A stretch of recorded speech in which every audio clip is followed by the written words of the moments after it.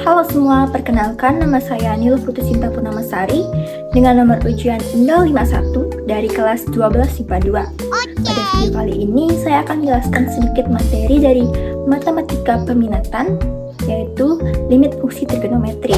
Langsung simak saja ya. Pada kali ini saya akan menjelaskan pengertian dari materi limit fungsi trigonometri. Yang kedua yaitu rumusnya, yang ketiga ada metode yang digunakan, dan yang terakhir adalah pembahasan soalnya. Nah, yang pertama yaitu pengertian limit fungsi trigonometri. Singkatnya, limit fungsi trigonometri merupakan nilai terdekat suatu sudut di fungsi trigonometri. Cara menghitungnya mirip seperti limit fungsi aljabar. Perbedaannya yakni fungsi trigonometri wajib diubah terlebih dahulu ke trigonometri agar dapat melihat limit tak tentunya. Yang kedua yaitu rumus dari limit fungsi trigonometri. Cara menghitung limit fungsi trigonometri sedikit mirip dengan limit fungsi aljabar. Namun ada yang harus diubah pada fungsi trigonometri, yaitu jika limit x mendekati nol dari sin x dibagi x sama dengan 1, maka penulisan rumusnya adalah sebagai berikut, yaitu limit x mendekati nol sin x per x sama dengan 1. Ada 3 metode yang digunakan dalam menentukan limit fungsi trigonometri, yaitu metode substitusi, metode pemfaktoran, dan rumus dasar limit fungsi trigonometri. Yang pertama yaitu metode substitusi langsung. Cara substitusi langsung pada bentuk limit fx yaitu memasukkan nilai x sama dengan a ke dalam fungsi fx sehingga diperoleh nilai tertentu. Yang kedua yaitu dengan cara pemfaktoran. Apabila dengan cara substitusi langsung diperoleh hasil tak tentu, misalkan nol per nol, hasil tersebut bukanlah nilai limit. Oleh karena itu, fungsi harus disederhanakan terlebih dahulu dengan memanfaatkan identitas trigonometri. Salah satu cara yang dapat digunakan yaitu pemfaktoran.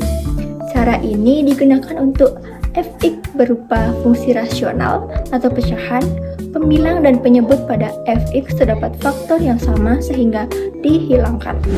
Yang ketiga yaitu rumus dasar limit fungsi trigonometri. Apabila dengan cara substitusi langsung diperoleh bentuk tak tentu dan bentuk fx tidak dapat difaktorkan, kita dapat menentukan nilai limit dengan memanfaatkan bentuk dasar limit fungsi trigonometri. Untuk mengetahui bentuk dasar limit fungsi trigonometri, coba perhatikan gambar berikut ya. Yang terakhir yaitu contoh soal dan pembahasan dari saya sendiri ya teman-teman. Kalian perhatikan dan coba pahami ya.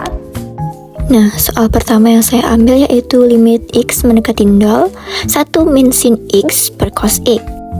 Nah, penyelesaiannya yaitu limit x mendekati 0, 1 min sin x per cos x sama dengan 1 min sin 0. Jadi, karena x-nya mendekati 0, kita ubah semua x menjadi 0. Jadinya, 1 min sin 0 per cos 0 sama dengan 1 karena sin 0 nilainya 0 dan cos 0 nilainya 1, jadinya 1 min 0 per 1 sama dengan 1 per 1 karena nilai dari 1 per 1 yaitu 1. Lanjut ke soal yang kedua yaitu limit x mendekati pi per 2 cos kuadrat x plus sin x cos x per cos x. Nah, karena di sini ada cos kuadrat x, jadi kita gandakan ya cos x-nya menjadi cos x kali cos x tambah sin x kali cos x per cos x. Karena di sini ada 2 cos x, jadi kita catat saja ya menjadi sin x kali cos x sama dengan jadi nilai karena x-nya mendekati pi per 2, jadi kita buat pi per 2 ya menjadi sin pi per 2 di cos pi per 2 sama dengan karena nilai sin pi itu 180, kita tulis saja sin 180 per 2 ditambah cos 180 per 2 dan hasil dari 180 per 2 yaitu 90, kita langsung tulis saja menjadi sin 90 ditambah cos 90. Jadi karena nilai sin 90 itu 1 dan cos 90 itu 0, kita tulis saja menjadi 1 ditambah 0 sama dengan 1. Lanjut ke contoh soal yang terakhir yaitu limit x mendekati pi di dalam kurung sin x min cos x. Langsung saja kita ubah menjadi sin pi dikurang cos pi. Jadi karena nilai pi itu 180, kita langsung saja tulis sin 180 dikurang cos 180. Karena nilai sin 180 itu 0 dan nilai cos 180 itu min 1, jadi kita tulis saja 0 dikurang min 1 sama dengan 1. Nah, itu tadi penjelasan dari saya mengenai limit fungsi trigonometri.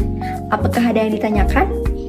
Nah, kalau tidak, saya akhiri presentasi pada kali ini dan mohon maaf bila ada kesalahan dan kekurangan dalam penyampaian tadi ya. Sampai jumpa.